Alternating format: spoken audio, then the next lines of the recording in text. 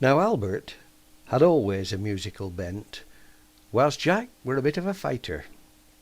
And when Albert, playing piano at pub, took the applause for his skills, Jack just sat there and supped and got tighter. Well, Albert and Jack, they were very good chums. They played soccer and darts and went bowling. And when war came, all of a sudden like, they lost touch as bombs started falling. Now Albert, he were called into the Navy and sailed all round world in a boat. Sometimes he got seasick and fell overboard, and although he couldn't swim, he could float. Jack went into the army and soon got a rank, but he never got no airs and graces. His rank, it were private, and probably due to his tunic wore under his braces.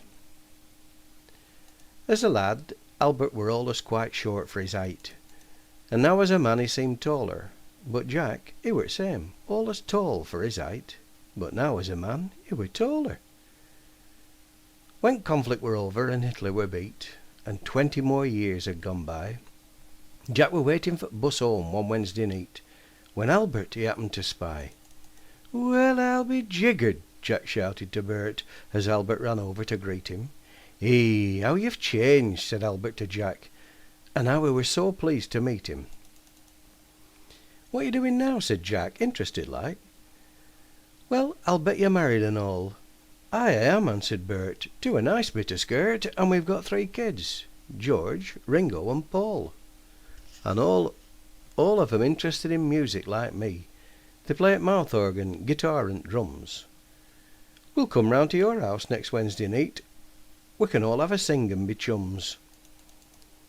Well, Jack weren't best pleased, though he didn't say, for with music he hadn't much truck.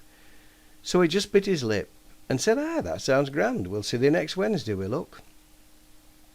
"How about thee, Jack?" Albert inquired. "Did thou marry that big lass called Sally?" "Aye, I did, Bert," said Jack, "and with 3 kids and all, called Patterson, Bruno and Ali. And all of 'em interested in boxing like me, and for punch line his tongue were abiding. We'll come round to your house next Tuesday night, and we'll give thee a bloody good hiding."